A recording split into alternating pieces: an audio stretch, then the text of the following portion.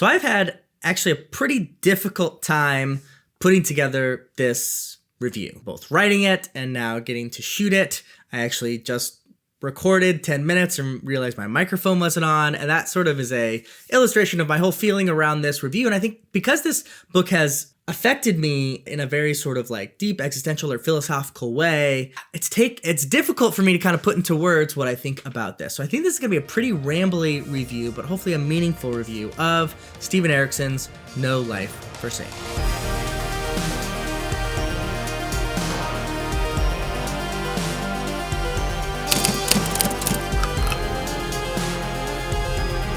No Life Forsaken by Steven Erikson is the second book in the Witness series, which is a follow-up series to the Malazan Book of the Fallen, of course, a book series that I am madly in love with, and so, of course, picked this up as soon as I could.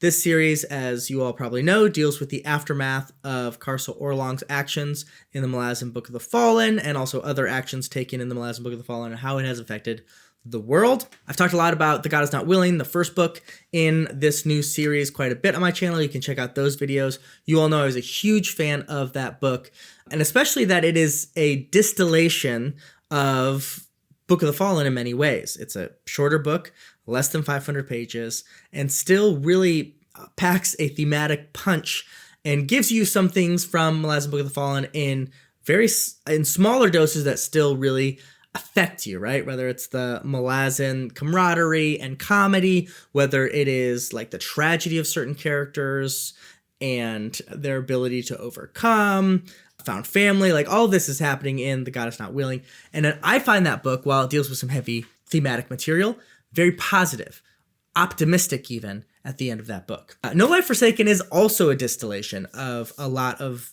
different elements of the Book of the Fallen. But I actually find this sort of the opposite side of The God Is Not Willing, in the sense of it is a much more pessimistic work, I find. And I'll talk more about that in a little bit. Happily, just like Book of the Fallen, it never turns cynical, but I think it is quite pessimistic about the idea that societies can destroy themselves quite easily.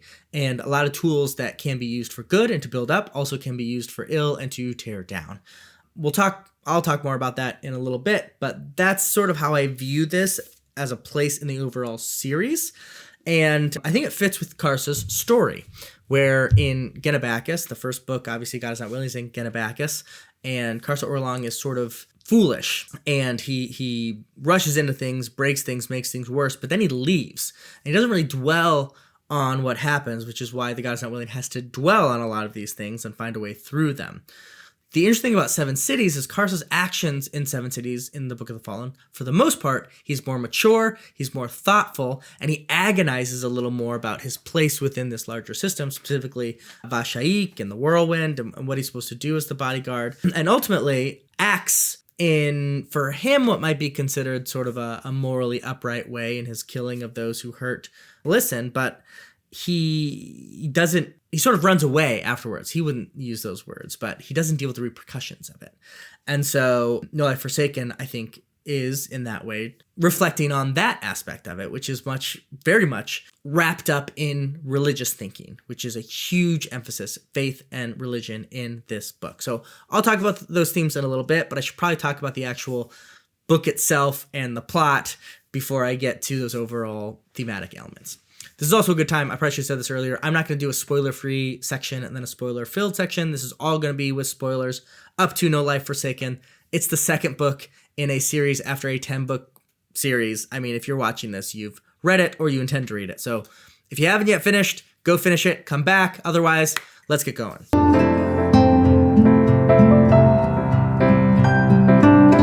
So as that introduction sort of assumes that you know, this book takes place in Seven Cities, which is obviously another continent from Genabacchus, and where Karsa goes after his slavery and escaping from slavery in Genabacchus. Just like Karsa's story, it is taking place within the belief system, the cult of Vashaik, or the Whirlwind, the Church of the Apocalypse. There's a lot of different names for it, and that body's relationship both with itself and the Malazan Empire. In the first couple of chapters, it appears this is going to be similar to Dead House Gates or House of Chains, this story of the Whirlwind versus the Malazan Empire and its soldiers. That's going to be the major conflict. And those are the two kind of major factions in this book, but very quickly the different conflict storylines in the book are not between these two forces, but actually the internal struggles of each of these larger groups, the Malazan Empire and the Church of the Whirlwind. Let's start with the Malazan group because that's the easiest one to describe because it is pretty typical empire politics and on-the-ground politics and the confusing nature when they mix, which they always do mix. There's a high fist called Arinfall, who is gaining a lot of popularity and loyalty amongst the troops. He is a Seven Cities native, and his father and where he comes from is a little questionable. It seems to be that he has at one point or another come from the Church of the Whirlwind, or at least the rebellion that took place during the Cultane's time.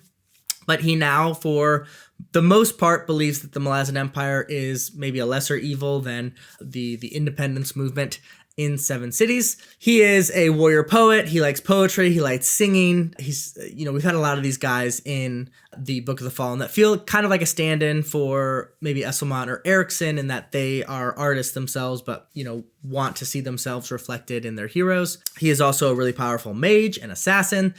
He's a really, really cool character with some depth. I'll talk about him with a little bit. But because he is such a cool character and gaining a following, Emperor Malak-Rel fears him. And so he sends an agent, actually not even just an agent, a adjunct with a full claw team to go and investigate if Arinfall is gaining as much power as the Emperor thinks, and if so, to kill him. Now that's, of course, is not public. The public reason is to help with the retreat of a legion out of Seven Cities elsewhere, but in actuality, this adjunct, Inkaras, is sent to, for all intents and purposes, kill Arinfall. He also has a bodyguard, Haladin, and to complicate things more, Hadalin is a lover of Inkaras, which of course is not a good policy to have.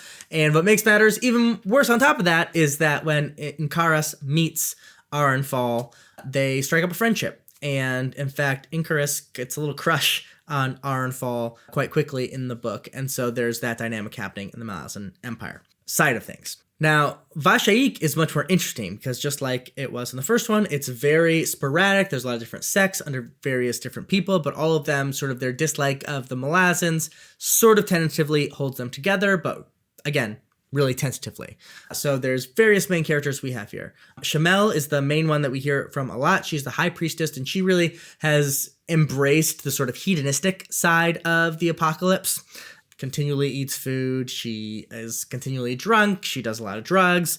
She's really partaking in that side of the world. Then there is the more militant side of the cult, which is, I think his name's Van Rijk. Is that right? Ban Rijk, who's literally uses the term Inquisitor, and several of his assassins are just like what it sounds like. They're trying to kill people and really kill all non-believers, not even just Malazans. So you have this larger project of spreading the whirlwind so that no one who disagrees with them remains. And then in the original Holy City, Hanar Ara, I believe, there is Flissin Younger, who you remember from the main Book of the Fallen, who has been also sort of lounging in hedonism for a little bit, but eventually the actual goddess Vashaik makes a physical manifestation in her, and that really triggers this conflict within the cult, because Vashaik calls a synod to try to get basically this agreement. It's a little mysterious why she does this, but it's clear that she wants a little more control and loyalty from the cult as a whole before this larger rebellion happens. As part of that, we meet one of my favorite characters in this book, which is Bornu Blat, who was a librarian or archivist in the temple, but when Vashaik comes back, she appoints him as a new inquisitor. She sends Bornu Blat to Gdanisban to basically put things at right there in the High Temple. And on his journey, he is joined by Claw and some other people, and he basically walks and travels through 7 cities, putting down different cults, confronting different evils, gaining intelligence and like learning about religion of the area and confronting it. And it's a lot of really kind of individualistic episodes that add up to a thematic whole. And listen, there's a lot of lore, Malazan lore in this book that is very, very fun. Hassan Thernu, which I think is pretty clearly Quick Ben, shows up and is very, very fun. We get a lot of Azanthani. Mael is in this book. I have not read the Carcanus trilogy, or at least the 2 books from Carcanus that are released, but I hear from a lot of people that if you've read Carcanus, there's a lot of Carcanus in this book.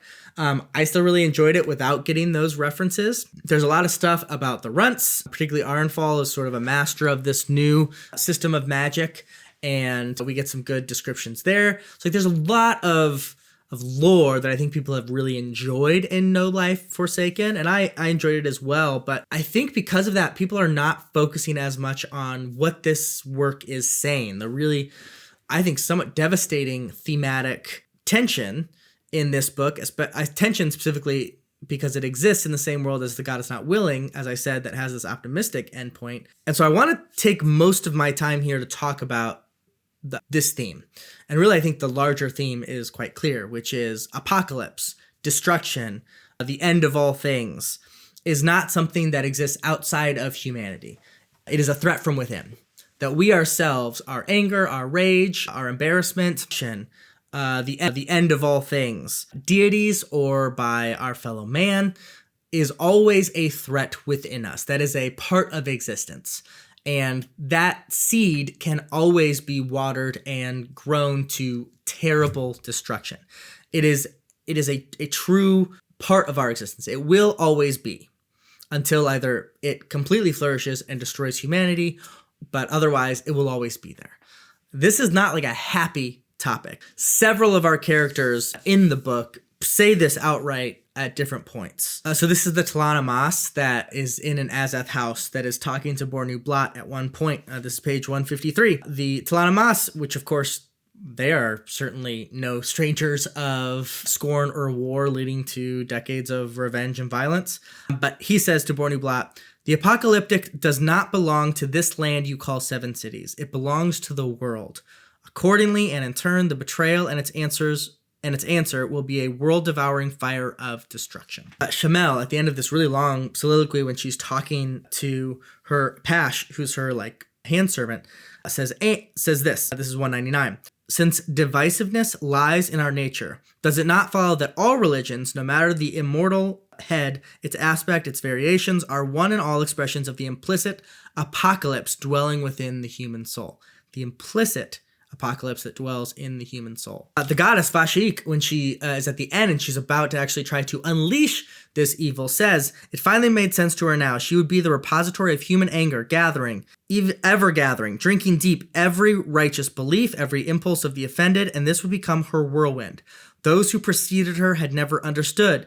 Even Dringna, the holy book, indulged too much in the apocalypse itself, not in its blight, eternal fuel, its mortal wellspring of human anger." For good measure, Hassan Thernu later says, and he again says this to Bornu Blot. Bornu Blot is normally the one who is receiving this sort of lecture. "Are you getting it yet? The secret of the apocalyptic? It's no outside force of nature. It's us. It's the rage within us. Not just rage, of course, also indignation, humiliation. It's all the shame we work so hard to avoid even acknowledging in ourselves.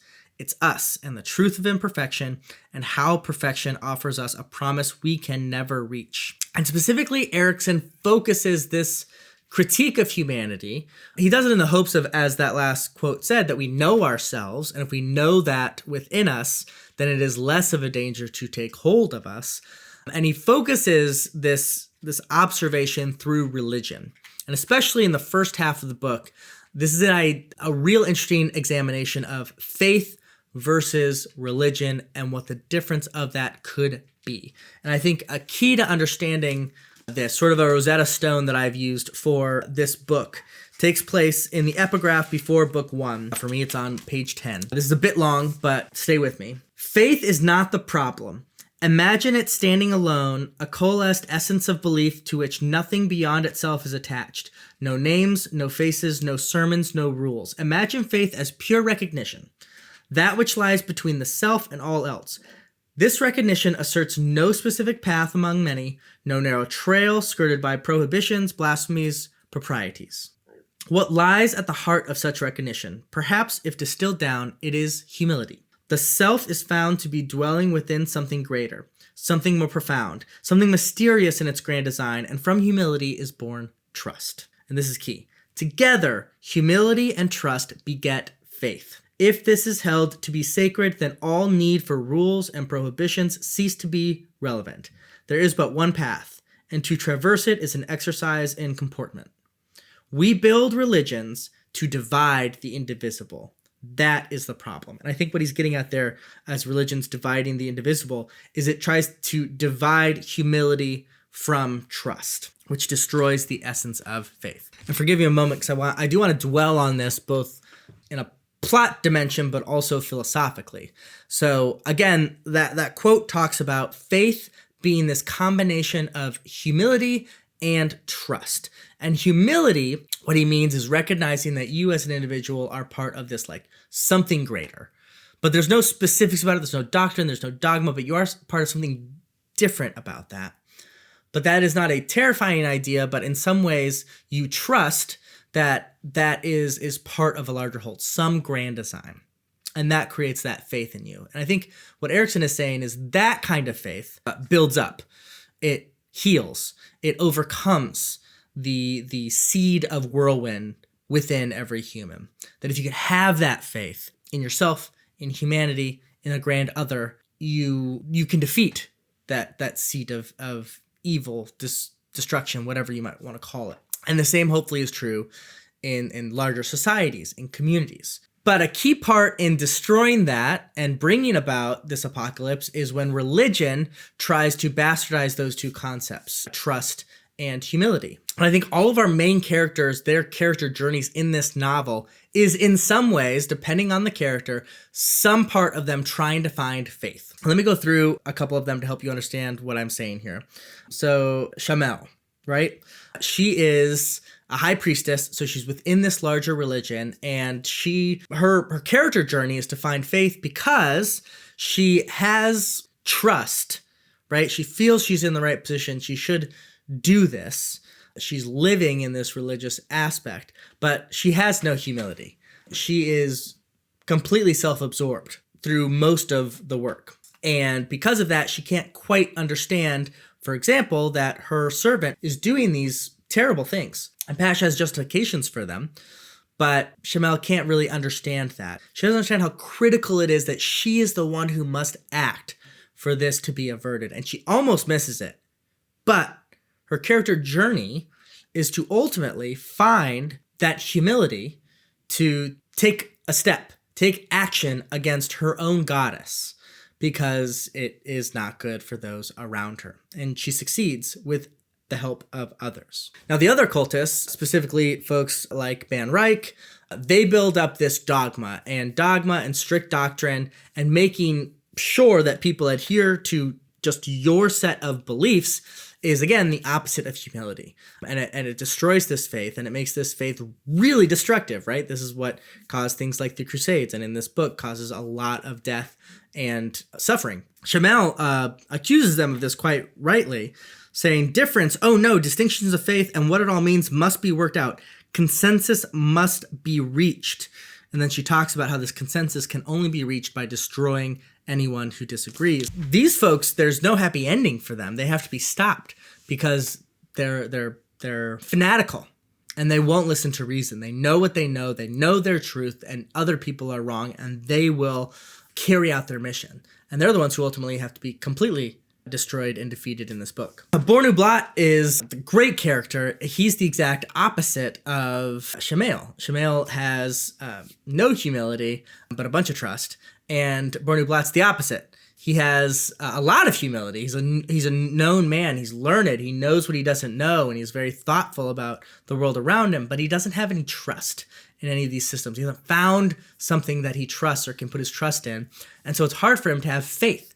And again, this faith is not necessarily in a specific religion or idea, but a faith sort of more generally in the other. And that has left him to sort of like wander and like liking certain things, but not having a deep, meaningful connection with the world. He sort of mires in his own ugliness. You hear a lot in his internal monologue. And there's sort of a sad quality to the way that he views the world, even though he's very thoughtful about other people, but he doesn't extend that to himself. And I think the idea there is that he doesn't have that trust or that faith. And so his journey is really finding that. There's this great discussion he has with Vashaik in page 117 in my book about this faithlessness that he has, and he admits it. Goddess, how can one, himself, devoid of faith be the voice of that goddess? No faith at all, Bornublat? None. Yet I do not reject the existence of immortals, of gods, spirits, ghosts, and the like. It would be presumptuous of me to assert that the universe is defined by the limits of my perception, and worse, my interpretation of said perception. So there's that humility I'm talking about. He has a strong humility, but he doesn't have trust, and Vashaik pushes him on this. There's this great back and forth. So I think this actually catches Vashaik off a bit. You do not deny the existence of immortals. As such, you must also acknowledge the power of such beings. I do, he elaborated, but faith is another matter. Elaborate, please, said the goddess. In standing or kneeling before one of greater power is not faith, but euphemistic for hope. The hope that one can be hurt, or not be hurt, subject to suffering, or simply indifferently crushed, as one might crush a tick or a house, or the hope that one might be granted gifts, salvation, healing, or social elevation. The goddess said, you describe faith without the mutual recognition of love. One loves a pet dog, and the dog in return loves its owner. That owner has in many respects godlike power over the pet dog. Is the relationship one of equals? No. More akin to a slave and a master, I should think. All sustenance to the dog comes from the owner, and indeed life and death decisions reside mostly within the same owner. Vashaik asked, but who said anything about equals? Bornublat smiled, you spoke of love. And this goes on like this. It's one of the great philosophical conversations of this book. And Bornublat can't bring himself to find this trust. But ultimately, the end, his decision to trust and literally to keep on living after Vashaik has taken over his body, is because he decides to put his trust in this woman that he now realizes he loves. Salabi, he worked along for a long time in his role as archivist, who's apparently quite beautiful, at least we hear from Bornublat's perspective. And because he's sort of been mired in his own self-pity in many ways, he hasn't opened himself up to this possibility. And it's clear from also being in her head and other areas of the books that she returns this love for him, and in fact has loved him unrequited for quite some time. And that is what gives him this strength and optimism to return, and at the end of the book, kind of with renewed vigor, go into reforming the religion of the whirlwind to be a better place in the world. In fact, he and Shamel, now both have found this positive faith, are now trying to reform this. And it says specifically that we don't want to be in this place again where we're just doing another whirlwind, where we're causing more suffering. We got to change this religion. And it's because they've realized this sort of humble faith in something greater than themselves, a positive aspect, a positive faith. And I think that's really, really beautiful. And by the way, in Bornublat's perspective, I think is really interesting because it is in direct opposition to Gilkas, who is the claw who travels with him and sort of meets an untimely end. At the end of the book, there's this really interesting reflection by Mute, actually, saying his savior Gilkas has made a habit of breaking his own heart, but all of that was long ago, and now he has filled himself with imagined loyalties. This is the key. Giving one's own heart to a cause rather than a person. It was the saddest sacrifice amongst them all. And there's a little inkling in there that our relationships are more important than our causes. And that when you forget about the humans involved in these fight for overall caucuses, you have in many ways lost your humanity or given yourself up to that impulse of apocalypse. And Gilkas, however you say that name, never realizes that, where Bornublat does. It's this because he is able to, in the midst of this, focus on relationships over his idea of what exactly is, right or real or whatever it might be. The last character I want to talk about, and I'm sorry that I'm hammering this through, but this has really affected me, is this idea of faith being trust and humility, is Arinfall. Because I think he is clearly the hero of this book as a whole. That every reader, if you read this, I think is going to find comfort in Arinfall as a character, to root for him, and to feel closest to him, at least at some point in the novel. And I think it's because Erikson, I think, is trying to illustrate good faith. Arinfall has it, right? Even in his lineage, we know that he has connections more so even to the whirlwind than he has to the Malazan Empire, where he's a high fist. And yet he sees that truly the Malazan Empire, at least in the current form and the cards as they're on the table, is the safer place for most people to create the most good. And so he's working there rather than being dogmatically loyal to a place where he came from or a belief set that he was raised on. And he sort of always has this viewpoint of coming into a scenario and judging things based on the people involved in there and what is best for these people. And his faith that, like, if he acts in that way, that is the good scenario, right? Like, even in his dealing with someone who he knows probably is going to kill him with the adjunct, he comes to it with sort of this desire to create a relationship with this person. When he realizes he has to team up with the cult and Chamel, he doesn't have second thoughts about it. Well, I guess I shouldn't have second thoughts, but he considers it a possibility, even though these people are really his enemies in many ways. But in this scenario, things will work out well, or he sees this as the most good for the most amount of people. His belief set, maybe in like his dogma, is somewhat malleable, and some people might say disloyal, but in each scenario, he's trying to do the best with the information he has. And that's really the best we can do. A couple scenarios. This is in page 240. I'll just read this section real quick. Slowly crossing his arms, Arinfall said, "The Malazan Empire, from its very inception, vowed to never interfere in matters of faith. No imagined immortal hand to guide policy or dictate to its citizens. Mortals claiming to speak with the voice and will of their God invariably do so without the blessing of that God. And we both know it, Vashaik. Unless and until that God manifests in the mortal realm, its followers are free to do as they damned well please, all in that God's name. What greater crime of hubris and presumption is possible? None, Arinfall. Upon this we are agreed, yet here stands your empire upon the brink of yet another civil war. In your name! Indeed, there was a long pause. Perhaps there is a solution, perhaps not. The hand gesture again. Come, we have corruption that needs answering. So like there's not this perfect scenario, but there's this idea of like, well, all we can do is try to answer this corruption while still calling out the inconsistency. This is in a conversation early on in the book. This is page 97 that Arinfall is having with Inkaris, the adjunct. Arinfall shrugged. The doctrine is muddled, adjunct. Once you apply holy words to secular interpretation, the very sacredness of those words becomes tarnished. Oppression of rival beliefs answers mundane needs, not godly ones. The same for political independence. So like that's a specific example of him dealing with this idea of political independence is probably something, as someone from Seven Cities, that like he can look at and see as a positive doctrine.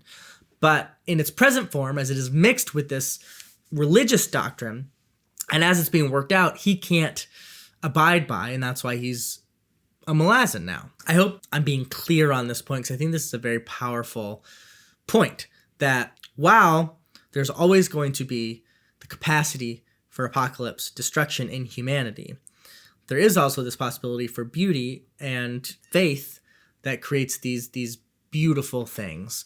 And as Erikson, I think, states it, this faith comes through a real humility of we are not the center of the world. Our perceptions are not 100% how things actually are. We can never know that for sure. And trusting that even though that's not correct, we can live positively, well, goodly, whatever you want to say. That is the answer to this possibility for destruction. I think that's really core in this book, and a pretty profound statement that maybe is not as, I don't know, elating as like a Lord of the Rings catastrophe where good finally will triumph over evil and Sauron will be defeated. Erikson's basically saying, hey, you are Sauron, but you're also Aragorn. And you're going to have to deal with that inside of you all the time. And I'm sorry, I'm going to take a quick philosophical detour. I'm going to try to be quick with this, but this quote is so interesting. Again, this is at the beginning of book 1. This epigraph says, together humility and trust beget faith, right? I've talked that to death at this point. If this is held to be sacred, then all need for rules and prohibitions ceases to be relevant. There is but one path, and to traverse it is an exercise in comportment. Now, comportment is a very interesting word to use there. Erikson likes to use odd words, and sort of the definition of that word is just like to act correctly in a given scenario. But it called to mind, to my philosophical brain, this guy, Martin Heidegger, who will say right off the bat, politically very complicated, and by invoking his name, I'm not at all invoking his political involvements. But I want to talk about his philosophy of being as quick as possible. And I'm sorry for bringing this into this video, but it's what I've been thinking about.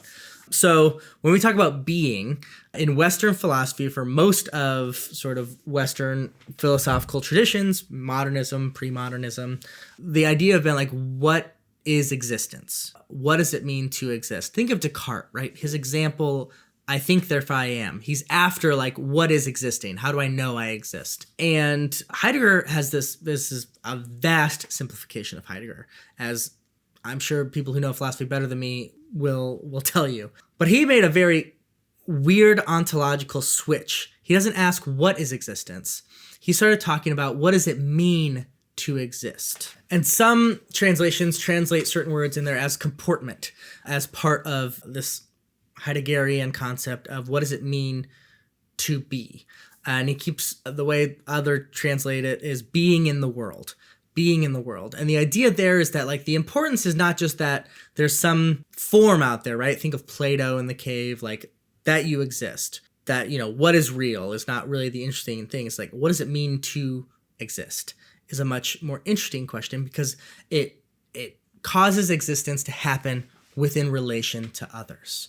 Kind of this web of being that is not just that Andy exists right now in this place, but that Andy exists and is talking to people on the internet about this work of art. It's not just about consciousness. It's about what is that consciousness conscious of. That door over there that I'm looking at is not just a door. And I don't need to talk about like its forms or the four Aristotelian origins of the door, that it's made of wood and what the function is. Like all that kind of stuff is not as interesting as that to me, as the consciousness who is looking at the door. It's a door because I decide whether to walk through it or not to walk through it, or I understand that it is an entryway to somewhere else. And hopefully you can see on a moral ground, and getting back to No Life Forsaken, the question isn't what is real, what is the doctrine, even in the Malazan world, like what are the gods and goddesses, what do they do and what haven't they done? It's about how those gods or you yourself in existence relate to those around you. That is the true faith. That is the true faith, is of dealing well, comporting well with those around you. And that's what Erikson wants to encourage you to do, encourage all of us to do as a society. Because if you don't, destruction is waiting. That's sort of the heart and key, I think, of what Erikson is getting at in this work. And it's really, really powerful. And if you read this book and are not questioning what that means for you, I think you should need to take a moment and think about this, that all the characters have to ask themselves this question of what is most important in this moment, what I believe or how I relate to that person in front of me here, what I'm loyal to, what concepts, what causes I'm in, or this person in front of me, this discussion, my understanding in relation to all of these events. And while I say, of course, overall the tone is pessimistic, I think the ending, because of Chamel and Bornu-Blatz come together at the end to hopefully reform this religion, I think there is like a happy tone maybe at the end, or a happy note, maybe not a tone, a note to end on, to mix some musical metaphors. But overall, I think it's a quite sad ending. Mostly, most people have to be destroyed, including Bashaik, who I think, interestingly, for most of the work, the reader, at least myself, is thinking she is going to be the one to save, that this God is going to at some point save us from the situation we are barreling towards with her power. It's actually the exact opposite, that she is ultimately was going to be the one that was going to destroy things and overcome even the scenario we thought was going to happen between Malazans and the cult. But opposite, that she is ultimately was going to be the one that was going to, even the scenario we thought was going to, and hopefully act to stop future elements of that happening again. Other random stuff that I liked from just a pure reading perspective. The introduction is great. I loved the little cameos we got of characters that we knew or have known elsewhere, whether that is from just a pure is great. I loved the little cameos we got of characters that we knew or have known elsewhere, whether it's just passive references to Stillwater, which I think was fun. Obviously, we see a lot of like Coltane, the new cult of Coltane, a good little bit of the cult of Witness that is gathering around the ascension of Karsa Orlong, like the normal, just like cool Malazan shit, like the manifestation of, what is it called? I can't find it. It's somewhere in here, but where like the normal, just like cool Malazan shit, like the manifestation of the Marines being super cool mages, just like they were in the first one, but now we see again like how awesome they are. I did think that there was less Marine stuff in here than in God Is Not Willing, and I did miss that, but that happens in Book of the Fallen as well, where there's different levels of Marines per book. A lot of great just conversations about stuff. I love just good conversation in Erikson books, and I want to highlight specifically one that is just conversation in Erikson books, and I want to highlight between Arinfall person in this is a big statement. Maybe there hasn't been enough of him yet, but it's like Krupp perfected. Sometimes there's a little too much Krupp in the Malazan books, but like Skillandro is just hilarious. This discussion between him and Arinfall just had me cracking on the floor laughing, where he was talking about like how in his long history he's not a very good negotiator, and it just like so many one-liners. In my edition, it's 214, 215, talking about like how in his long history he's not a very, it just like so many one-liners. The lore being built around there. It's a really good book. Really enjoyed No Life. Please tell me about your interpretation of my thoughts on this book, what you think about it. If you want to talk lore in the comments, feel free, because I know I didn't do as much probably as people were thinking coming into here. Thank you so much for listening to this long rambling review. Hopefully it meant something to you. This book meant a lot for me. And Steven Erikson dedicated this book to booktubers, and a couple in particular, but generally all booktubers. And so there's a chance he sees this. So I'll say specifically to Steven Erikson, thank you for continuing to write these books and challenging me while I read them. I truly am so grateful for them. First in, last out.